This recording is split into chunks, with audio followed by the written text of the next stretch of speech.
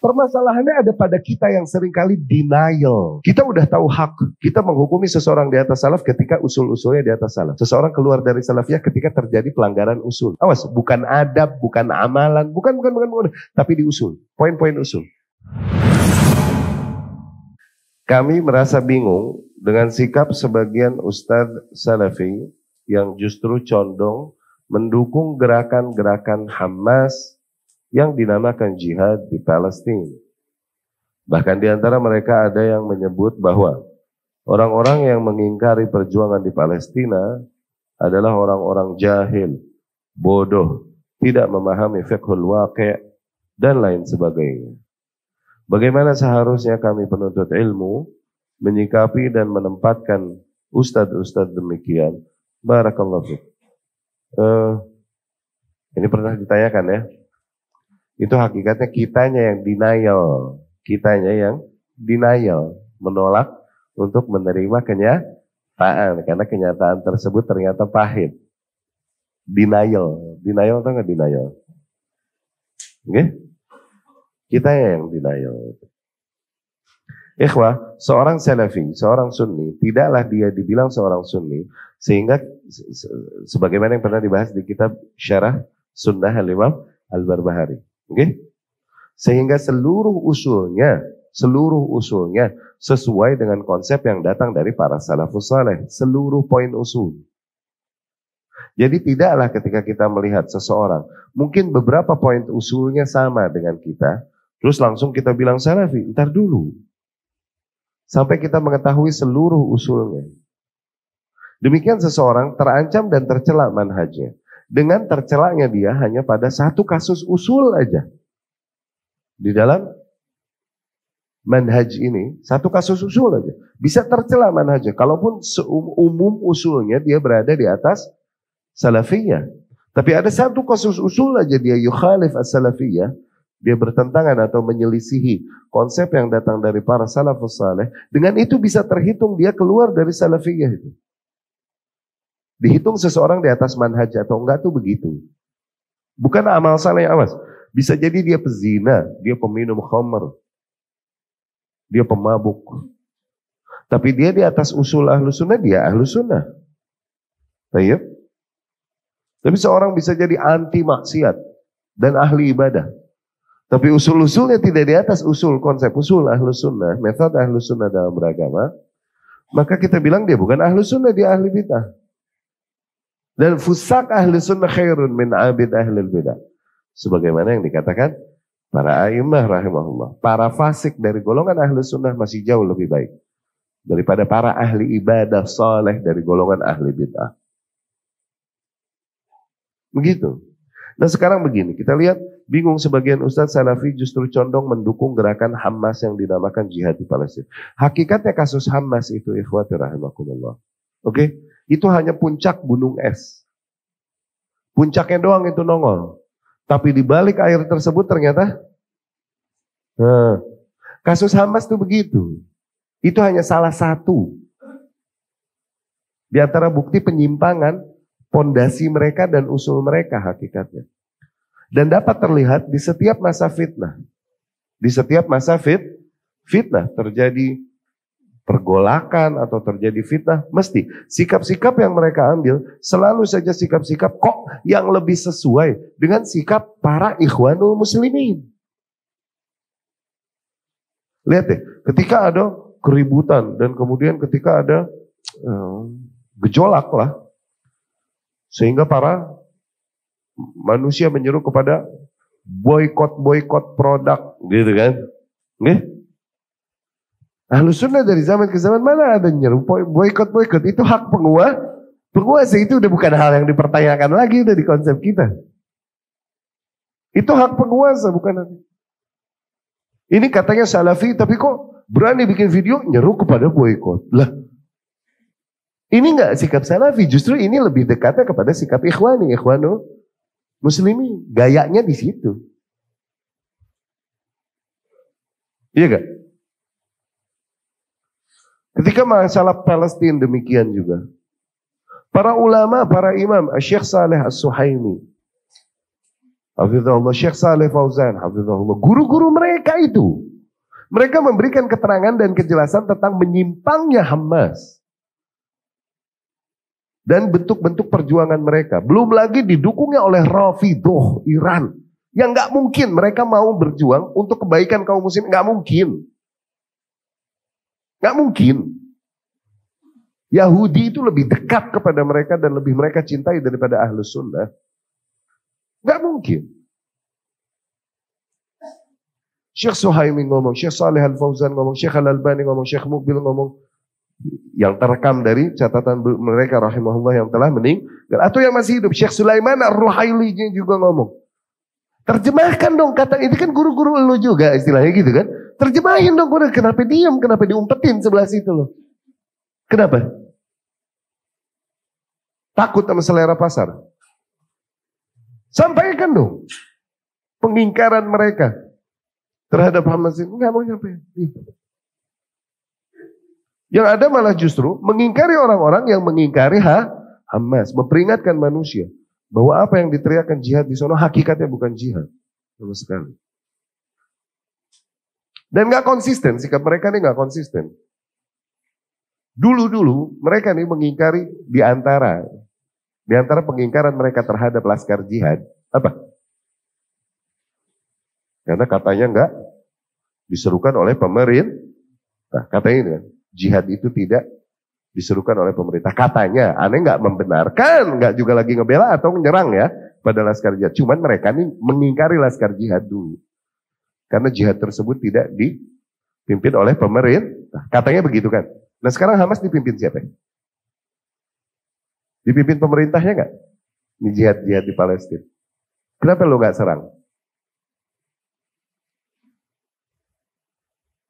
Malah kita yang mengingkari Hamas dibilang ini orang-orang bodoh, orang-orang majhul, orang-orang astagfirullah. Ini para ulama, para imam yang ngomong mereka orang-orang bodoh. Kita ini penerjemah doang. Penyampai lidah aja. Ketika terjadi gejolak politik, pemilu dan lain-lain. Oke lah para ulama sebagian menganjurkan untuk berikan suaramu. Sebatas itu ya. Bukan kampanye, ini sampai kampanye. Sampai kampanye menyeru kepada satu, menyerang yang satu. Bahkan memaksa para penuntut ilmu yang gak mau ikut pemilu. Dipaksa, sebagian ikhwah-ikhwah dari Saudi yang belajar sono, itu didudukin sama kakak kelasnya, dipaksa dan ditekan untuk ikut pemilu itu. Ngadunya sama kita. Mereka anti, gak mau ikutan pemilu karena mereka dapat manhaj dari kita di sini. Dari materi-materi kita. Didudukin itu sama senior-seniornya itu. Disuruh mendukung pemilu dan lain-lain. Terus berani gitu terang-terangan mendukung kepada salah satu calon dan paslon. Iya ulama rekomendasiin pemilu juga nyoloknya doang, sumbangin suara. Bukan kampanye. Bukan. Iya kan? Mana kalah mulu. 2014 teriak pemilu kalah. 2019 teriak lagi pemilu kalah. 2024 kalah lagi. Bego aja bego. Itu mah. Nggak bisa baca peta politik berarti kan. Kemana arah kekuatan. Berarti begitu kan. Dan kemudian selalu berarti yang diambil barisannya barisan oposisi sama yang existing. Gitu kan. Selalu deh sikap yang diambil adalah sikap-sikap yang dimana jelas. Bahwa mereka seperahunya nggak sama Salafi. Tapi seperahunya justru sama Ikhwanul Muslimin. Lihat. Demo-demo dan kerusuhan. Diam cari aman. Kita ngingkarin yang demo dan rusuh malah nyerang kita. Tuh.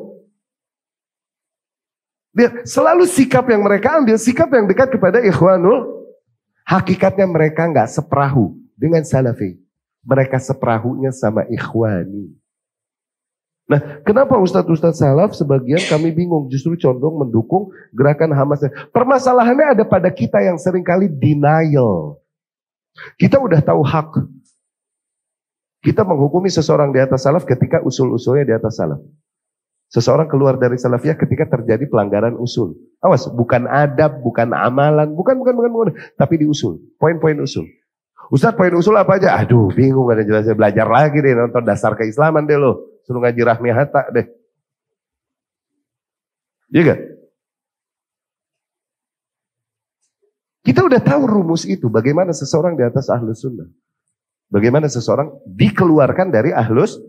Bukan karena dia mabuk, bukan karena dia zina, bukan karena dia, apalagi masa lalu ya. Bukan karena dia masa lalunya Power Ranger, dia masa lalunya Satria Baja Hitam.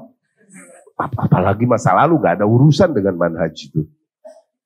Tapi usulnya, konsep usulnya, bagaimana menyikapi pemerintah, bagaimana menyikapi fitnah dan lain-lain. Itu kan usul, poin-poin usul itu. Bagaimana menyikapi ahli bid'ah, menyikapi bid'ah dan para ahli bid'ah. Ini kan kasus usul itu. Iya kan? Kita udah tahu rumusan itu. Dan kita lihat dai-dai yang udah melanggar di situ. Cuman kita masih musalafi, salah itu. Permasalahannya di elu, di kita.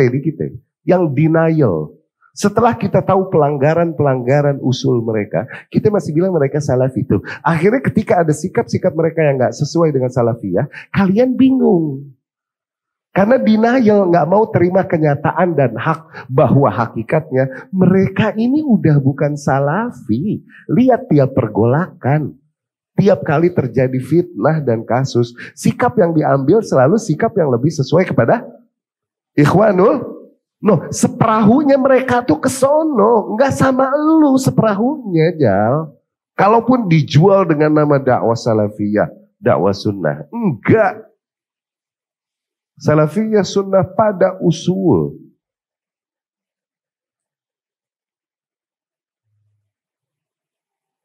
Akhlak dan lain-lain betul? Betul, iya. Itu pelengkap yang ada pada konsep ahlus sunnah. Bukan main point. Main point terhitung seseorang dia. Di atas ahlus sunnah atau enggak usulnya. Seseorang berperangai buruk dan lain-lain, tapi dia di atas konsep ahlus sunnah, dia ahlus sunnah. Seseorang berperangai manis luar biasa, ya Allah, sampai dikerubungin semut.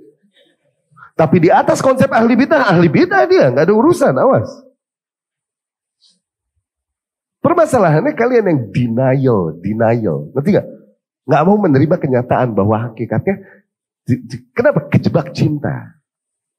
Kita, gitu, bukan kalian kita deh. Kita di posisi berangkat dari husnudzon dan lain. Oh, masya Allah dia begini. Kita tuh begitu tuh. Akhirnya menafikan nilai-nilai keilmuan, rumus-rumus keilmuan yang kita udah tahu kalah sama perasaan. Kalian yang udah harusnya bisa menyimpulkan pada diri sendiri. Oh, mereka sebenarnya bukan salafi. Dapat ya? Jadi nggak usah bingung lagi ngelihat mereka kok sebagian ustaz mendukung jihad di Palestina. Lu yang salah, dia bukan salah. Nggak ada salafi dukung gerakan Ikhwanul Muslimin, dukung gerakan Rafidhah, nggak ada. Ini bukan berarti kita jahat sama rakyat Palestina.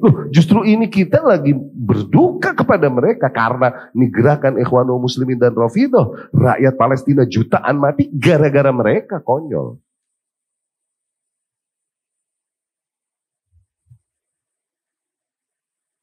Gara-gara mereka itu justru. Mereka sendiri teriak, selamatkan kami dari Hamas sebelum dari Yahudi. Mereka teriak. Cuman 11 itu mah gak ada yang mau nerjemahin tuh video. Kalau gue yang nerjemahin, ya udah habis aja gue mah.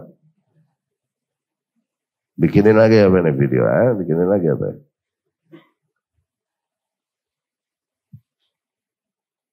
Hakikatnya kita yang denial. Nggak mau menerima kenyataan bahwa banyaknya gerakan dakwah dan mengatasnamakan nama salafi, hakikatnya mereka nggak di atas konsep sah. Kita nggak mau nelan kenyataan itu pahit. Akhirnya kita pura-pura nggak udah salafi. Nggak mau menerima kenyataan bahwa salafi itu ternyata sedikit loh yang beneran di atas konsep salaf itu. Sedikit loh. Nah itu lo nggak mau menerima itu.